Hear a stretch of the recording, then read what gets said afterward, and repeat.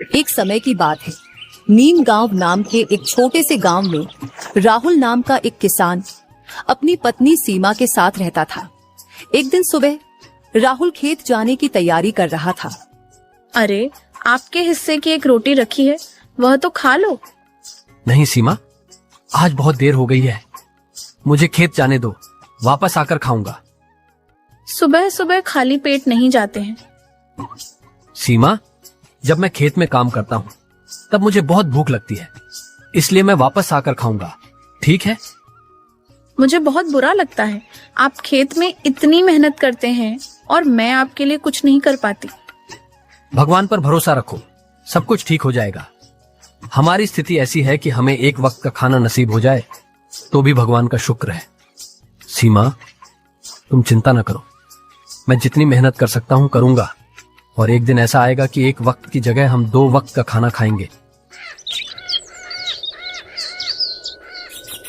राहुल अपने खेत में सब्जियां तोड़ने चला जाता है। तभी अचानक गांव का साहूकार विक्रम वहां आ जाता है। कैसे हो राहुल भैया? राम राम, खूब मेहनत हो रही है। अरे साहूकार जी, राम राम। बस अपने हिस्से की मेहनत में लगे पड़े हैं, बाकी ऊपर वाले की मेहरबानी है। देखो भाई राहुल, मैं तोड़ मरोड़ कर बात करने में विश्वास नहीं रखता, सीधी बात करता हूँ।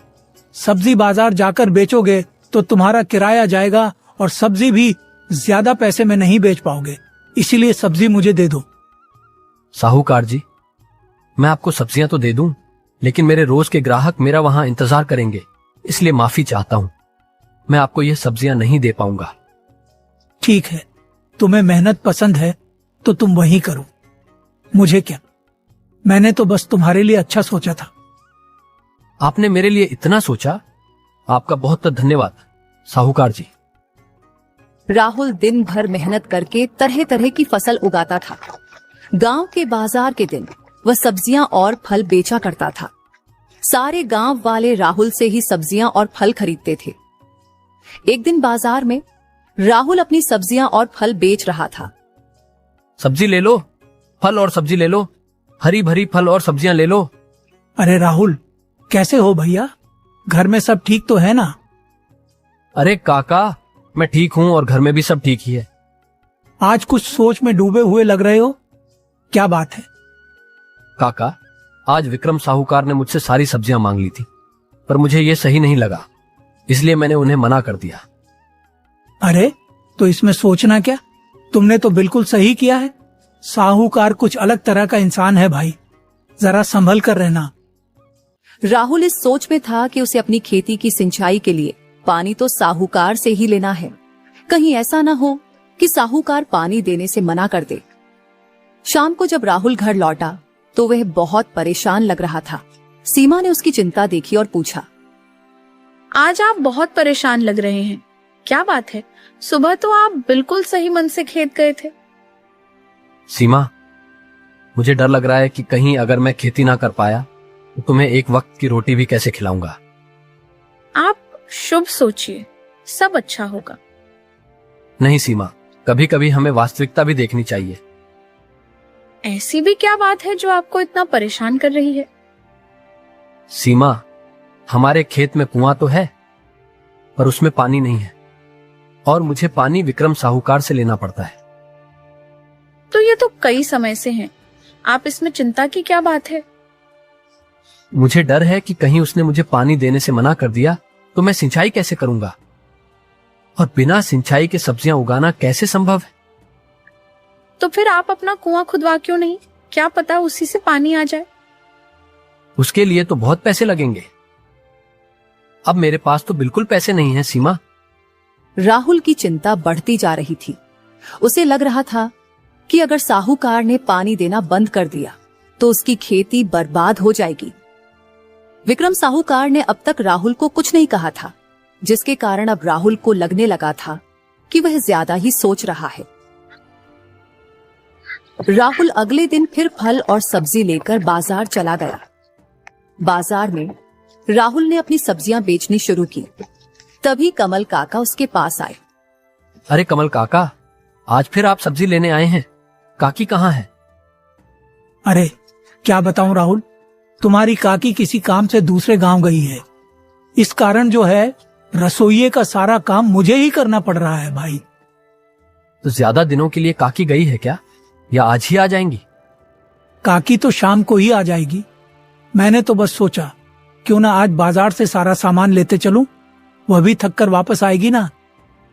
अच्छा, तो ये बात है। अच्छा राहुल, तुम ये बताओ कि हरी सब्जियां कितने किलो के भाव बेच रहे हो भाई? रोज के भाव ही बेच रहा हूँ काका। अच्छा, ऐसा करो, मुझे 1 किलो लौकी दे दो भाई। क्यों नहीं काका, देता हूँ। राहुल ने कमल काका को लौकी दे दी और उन्हें विदा किया। वह अपने काम में फिर से लग गया, लेकिन उसके मन में अब भी साहूकार की बात चल रही थी। राहुल के खेत में जो एक पुराना कुआं था, वह सालों भर से सूखा ही रहता था।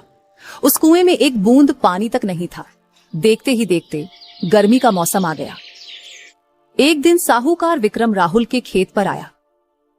जब से तुमने मुझे सब्जी देने से मना किया है, उस दिन से मुझे इंतजार था कि मैं भी तुम्हें पानी के लिए एक दिन साफ मना कर दूंगा।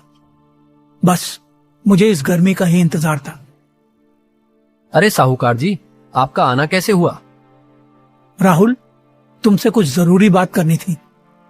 जी, कहिए, क्या बात है?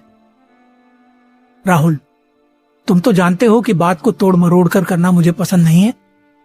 देखो भाई, अब मैं तुम्हें और पानी नहीं दे पाऊंगा, क्योंकि अब गर्मियों का मौसम है और मेरा खेत तुम्हारे खेत से बड़ा है। मुझे भी तो सारे खेत की सिंचाई करवानी है। बाकी तुम खुद समझदार हो। साहूकार जी, मुझे थोड़ा ही तो पानी चाहिए होता है। एक आप ही हो जो मेरी मदद कर सकते हैं। राहुल, समझने की कोशिश करो, मैं नहीं दे पाऊंगा पानी। राहुल ने विक्रम को सब्जी नहीं दी थी। इसी कारण विक्रम को राहुल से बहुत जलन होती थी और इसलिए उसने पानी देने से साफ मना कर दिया। राहुल अब बहुत परेशान था। उसे समझ नहीं आ रहा था कि वह अपने खेत की सिंचाई कैसे करेगा। राहुल घर लौटा और बहुत परेशान लग रहा था। उसने सीमा से कहा, सीमा, मेरी खेती बर्बाद हो गई। ये क्या हो गया? ये क्या परेशानी आपकी? अब हमारा घर का गुजारा कैसे होगा? राहुल जी, इस तरह से क्यों परेशान हो रहे हैं? ऐसी क्या बात हो गई? जिसका डर था वही हुआ। सीमा, साहूकार ने पानी देने से मना कर दिया। मेरा शक सही था। वह साहूकार मुझसे बदला ले रहा है। मैंने उसे सब्जियां नहीं बेची थी ना, इसीलिए वह बदला ले रहा है।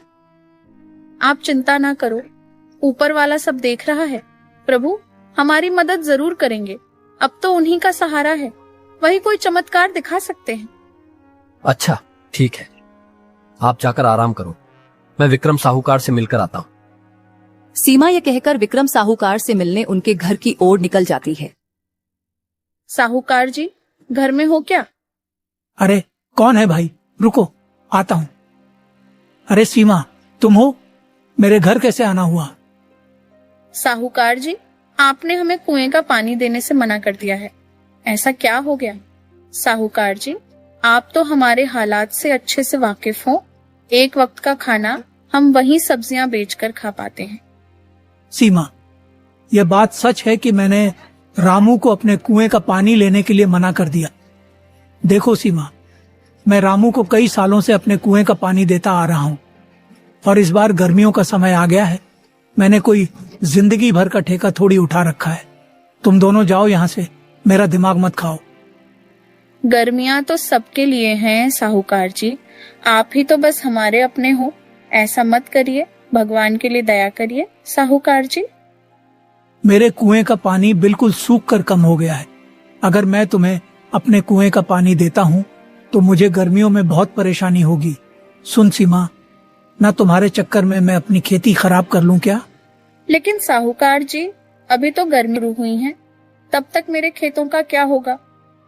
मैं कुछ नहीं जानता। मैंने रामू को भी कहा था कि यह तुम्हारी समस्या है। मैं तुम लोगों को अपने कुएं का पानी नहीं दे सकता। बस। सीमा विक्रम साहूकार को कुएं का पानी देने के लिए मनाने की बहुत कोशिश करती है, लेकिन साहूकार नहीं मानता। सीमा दुखी होकर थक हार कर अपने घर की ओर निकल पड़ती है। सीमा जब साहूकार के घर से वापस जा रही थी तो रास्ते में उसे एक आवाज सुनाई दी। कोई बचाओ, मुझे कोई बचाओ। कौन है? कहाँ से आवाज दे रही हो? अरे बेटा, मैं कुएं में गिर गई हूँ, मुझे यहाँ से बाहर निकालो। अम्मा, आप मेरे कुएं में कैसे गिर गई? परेशान मत होइए, मैं कोशिश करती हूँ आपको बाहर निकालने की। सीमा ने बूढ़ी अम्मा को कुएं से बाहर निकाला। बूढ़ी अम्मा ने सीमा को धन्यवाद दिया और उसकी सारी कहानी सुनी। बेटा, तुम्हारी मेहनत और दयालुता का फल जरूर मिलेगा, भगवान तुम्हारी मदद करेंगे। बूढ़ी अम्मा वहां से चली गई। सीमा भी अपने घर की ओर चल पड़ी। क्या हुआ? साहूकार ने क्या कहा? साहूकार जी ने पानी देने से मना कर दिया। कह रहे थे, अगर मैं तुम्हें पानी देता हूँ तो मुझे गर्मियों में बहुत परेशानी होगी। पानी के बिना क्या होगा सीमा? हमारे सारे खेत तो सूख जाएंगे और हमारा गुजारा कैसे होगा?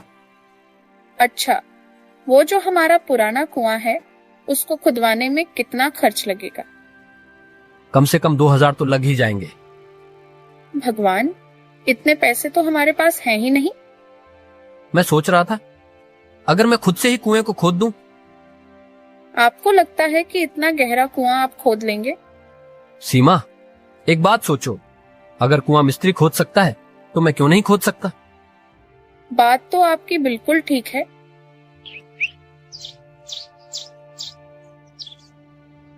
अगले दिन सुबह राहुल कुआं खोदने के लिए अपने खेत जाने को तैयार हो जाता है। मुझे बहुत भूख लग रही है। जाओ और घर में जो कुछ भी है वह लेकर आओ, मैं खाकर चला जाऊंगा। खाने में तो बस थोड़ी से चावल ही बचे हैं। कोई बात नहीं सीमा, वही दे दो, आज बहुत मेहनत का काम करना है मुझे। सीमा अभी थाली में चावल परोसने ही वाली थी कि तभी दरवाजे पर एक आवाज सुनाई दी। यह किसकी आवाज है? लगता है कोई बूढ़ी अम्मा है। चलो दोनों बाहर चलकर देखते हैं। बेटा, जो कुछ भी घर में हो, चावल, रोटी, दाल, मुझे खाने को दे दो बेटा। अरे, आप तो वही बूढ़ी अम्मा है ना जो उस दिन कुएं में गिर गई थी? हाँ बेटा, मैंने पहचान लिया। तुम्हें देखो बेटा, नियति का खेल भी देखो, आज भी तुम्हारे ही घर आ पहुंची। हम सब बहुत गरीब हैं। हम जैसे तैसे करके अपना जीवन गुजार रहे हैं। ऐसे में हम आपको कहाँ से खाना दें? बूढ़ी अम्मा राहुल की स्थिति देखकर समझ गई और बोली, कोई बात नहीं बेटा, सब ठीक हो जाएगा। अब मैं चलती हूँ। अम्मा रुकिए। सीमा, जो चावल तुमने मेरे लिए रखे थे वो अम्मा को खिला दो, मैं उन्हें भूखा नहीं भेज सकता। अगर चावल आप अम्मा को दे देंगे तो आपको भूखा रहना पड़ेगा। कोई बात नहीं सीमा, जाओ और मेरे हिस्से का चावल अम्मा को लाकर दे दो। पर आप तो भूखे रह जाएंगे ना? अरे, तुम जो है उसकी चिंता मत करो, मैं तो जवान हूं, भूख को झेल लूंगा। पर मैंने अम्मा को भूखा जाने दिया तो मेरे गले से भी खाना नहीं उतरेगा। राहुल की पत्नी सीमा राहुल के कहे अनुसार उसके हिस्से का भोजन बूढ़ी अम्मा को दे देती है। धन्यवाद बेटा, धन्यवाद। भले ही तुम दोनों अभी परेशानी में हो, तुम्हारे बुरे दिन चल रहे हैं, मगर ऊपर वाला सब देख रहा है। अम्मा, आज मैं जिस काम के लिए जा रहा हूं बस मेरा वो काम सफल हो जाए। बेटा, ऊपर वाला है, वह एक दिन तुम्हारी अवश्य सुनेगा। प्रणाम अम्मा, अब मैं चलता हूं। सुनिए, आज मैं भी आपके साथ खेत चलती हूँ। सुबह सुबह दोनों अपने कुएं की खुदाई करने खेत की ओर चल देते हैं। देखो सीमा, हमारे कुएं में तो एक भी बूंद पानी नहीं है। हे प्रभु, हमारी कौन सी परीक्षा ले रहे हैं आप?